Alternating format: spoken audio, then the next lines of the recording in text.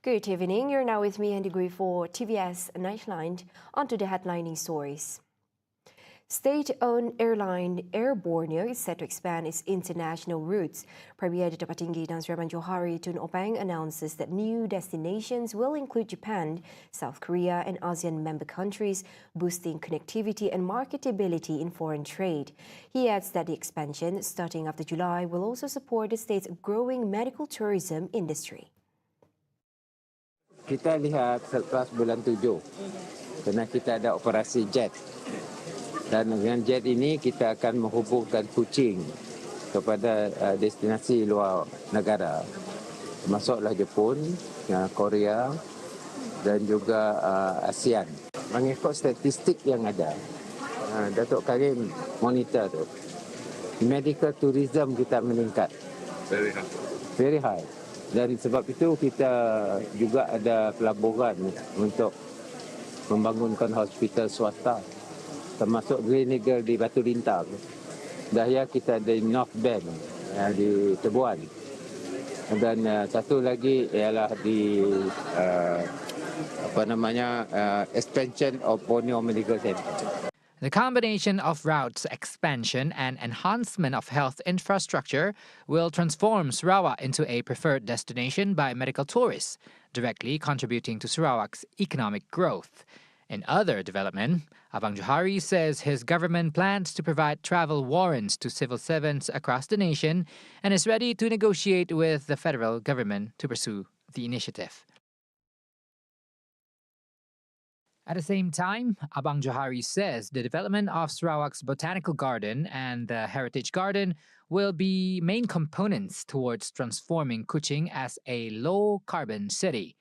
This initiative creates an urban space where locals and tourists are able to enjoy the rich biodiversity of Sarawak. Dan ia akan memberikan ruang kepada lokal dan juga pelancong kita untuk menikmati apa yang terdapat di Sarawak. Umpamanya tadi kita ada komponen mengenai dengan buluh, penanam pisang dan juga pokok-pokok yang terdapat di kawasan tropik lah. Jadi ini mudah-mudahan akan memberikan kelestarian bandar low carbon dan bertepatan dengan Smart City Initiative. Meanwhile, the management and maintenance of the urban spaces will involve various agencies, including the Biodiversity Research Institute and Sarawak Forestry Department, to ensure long-term sustainability. These spaces, Abang Johari adds, will also be venues for upcoming events and performances, both in small and large scales, as it will be developed as part of the Sarawak Performing Arts Centre, ASPAC. Media practitioners and all segments of society must exercise caution when disseminating information related to political matters and laws in Sarawak. Deputy Minister in the Premier's Department for Corporate Affairs and UKAS, Dato' Abdullah Saidol, emphasises that any information shared should adhere to journalistic ethics and a diplomatic approach, particularly when it involves political and legal issues in the state. He highlights a news portal which he claims frequently reports irresponsibly and overlooks essential journalistic standards. 757 adalah contoh sebuah portal berita di media sosial yang tidak bertanggungjawab, yang norma dan etika kewartawanan langsung tidak di observe ataupun bagi saya itulah contoh etika wartawan yang tidak sempurna, yang tidak harus kita lakukan. Kita telah cuba membuat laporan tentang 757 ini.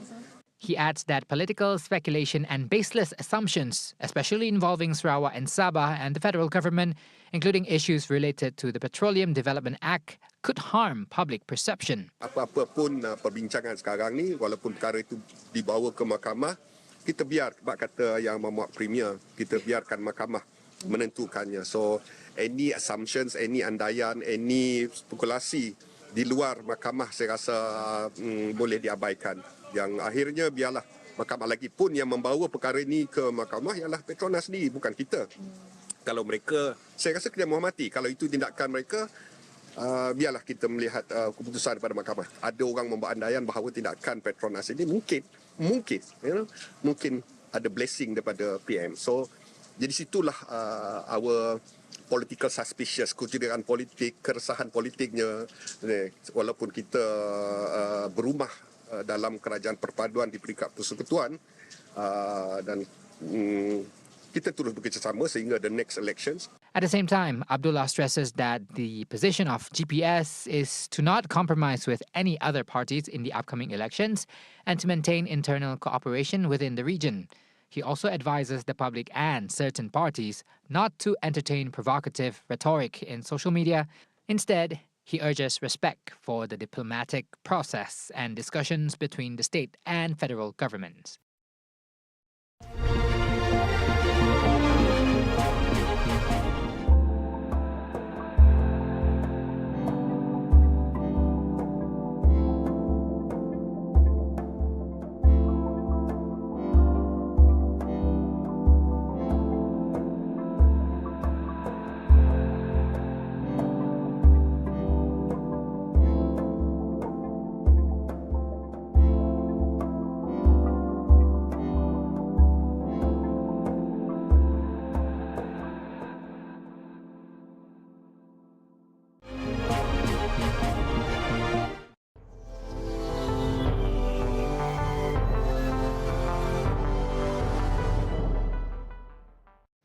On to global affairs. Amid rising tensions with the United States, Iran's top diplomat is in Turkey meeting with his Turkish counterpart.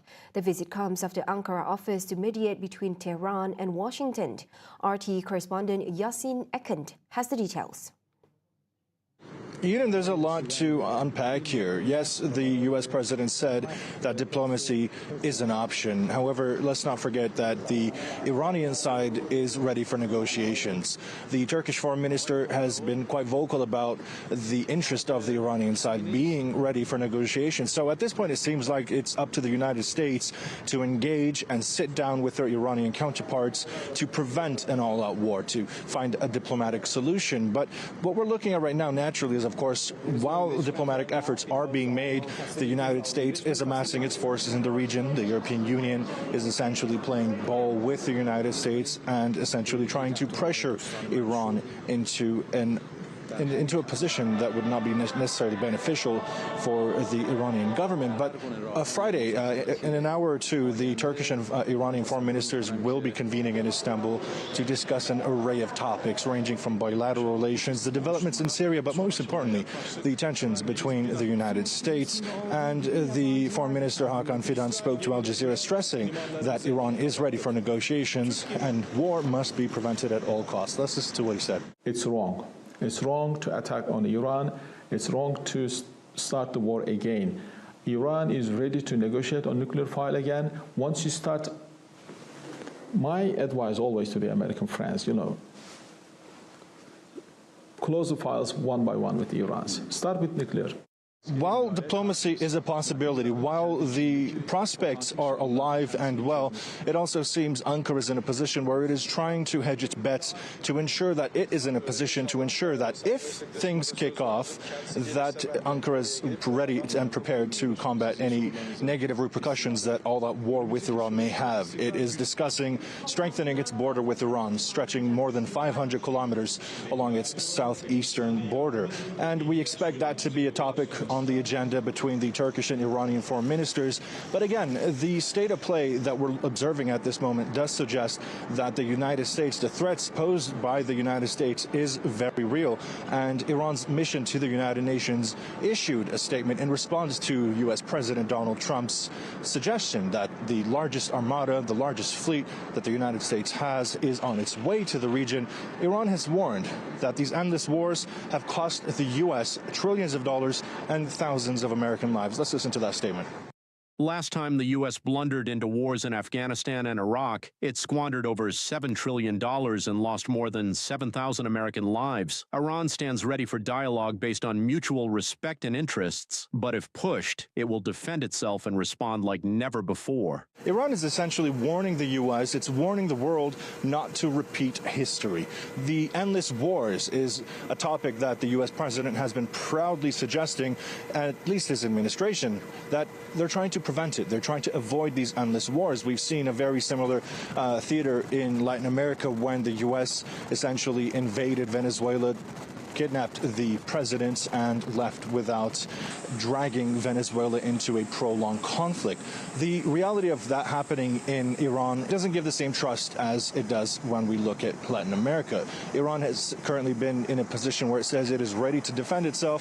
The infrastructure that Turkey is working on at this given moment also does suggest that they are also in a position to stand by just in case things kick off. So although diplomatic efforts are being made, the reality of this thing kicking off and plunging the region into a prolonged conflict is more real than ever.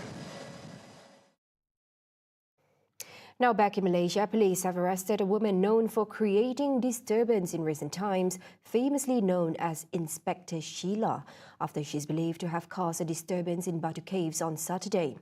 Inspector General Police Dato Sri Muhammad Khalid Ismail says the arrest follows a minor incident involving the woman and several traders in the area. He says the suspect is remanded for 1 day to assist investigations under Section 186 of the Penal Code and Section 14.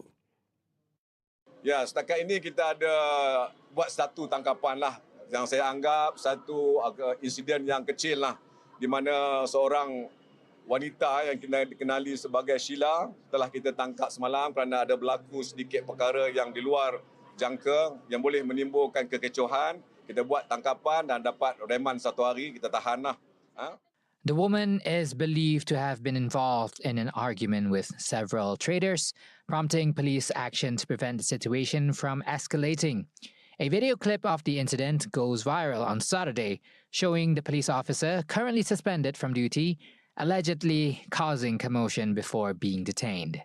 Meanwhile, Khalid says Operation Jack Sparrow successfully brought back another member of the Captain Praba criminal group from Thailand to Malaysia last night. The suspect, in his 30s, arrives in Malaysia at around 10:30 p.m. following an extradition and handover process by Thai authorities. He adds that the suspect is brought to court today for a remand application to assist further investigations.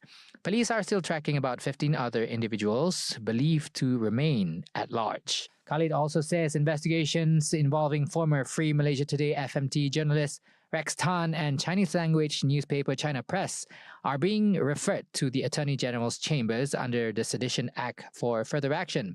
The investigation papers are expected to be submitted soon. Get all the updates you need all in one app. TVS Inspire brings you live updates on events, news and programs. Available now on the Apple App Store and Google Play Store. TVS Inspire, world on your screen, anytime, anywhere. And those were the updates on TVS Nightline. I'm Handy Gui. Thank you for watching. Have a good night.